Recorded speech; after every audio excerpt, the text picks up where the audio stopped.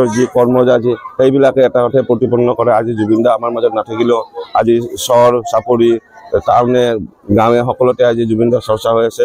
আৰু জুবিন দাৰ যিখিনি আমাৰ মানে ৰাইজক লৈ বাণী আছিলে সেই বাণীখিনি সৰগত কৰি আগন্তুক দিনবিলাকত আমি অসমখন আগবঢ়াই নিয়াৰ ক্ষেত্ৰত আমি সকলোৱে একেলগে আমি কাম কৰিম আৰু জুবিন দাক আমি সদায় মনত ৰাখিম।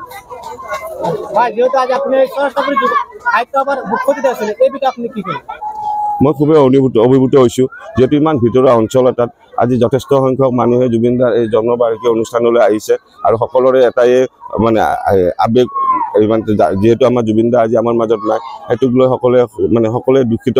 তথাপিও জুবিন দাই যিখিনি আমাক বাণী দি থৈ গৈছে, বৰ অসম গঢ়াৰ প্ৰতিশ্ৰুতি দি থৈ গৈছে, আৰু সেইখিনি আমি সৰগত কৰি অসমখনক আমি বৰ অসম গঢ়া হিচাপত আমি প্ৰতিষ্ঠা কৰিম। জুবিন দাই যি কৈছিলে, মোৰ কোনো জাতি নাই, মোৰ কোনো ধৰ্ম নাই, গতিকে আমি সেই বাণীবিলাক আমি সৰগত কৰি আমাৰ বিভিন্ন সময়ত বিভিন্ন লোকে বিভিন্ন কটু মন্তব্য দিয়ে, আমাৰ অসমখনক জাতিক লৈ ধৰ্মক লৈ যি বিভাজনৰ সৃষ্টি কৰাৰ কাৰণে চেষ্টা কৰিছে, এইবিলাক আমি বিফল কৰি আমি জুবিন দাৰ এই বাণীক আমি সৰগত কৰি আমি অসমখন বৰ অসম হিচাপত গঢ় দিয়াৰ কাৰণে আমি সকলোৱে আমি চেষ্টা কৰিম আৰু অসমৰ ৰাইজক মই আহ্বান জনাইছোঁ।